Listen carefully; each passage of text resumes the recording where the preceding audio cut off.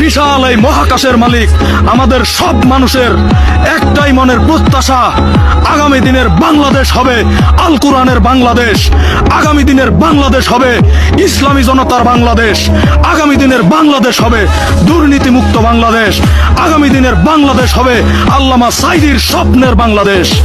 হৃদয়ের সবটুকু শক্তি উজাড় করে বলতে চাই, এই আল্লামা সাঈদী কোনো দোষ ছিল না।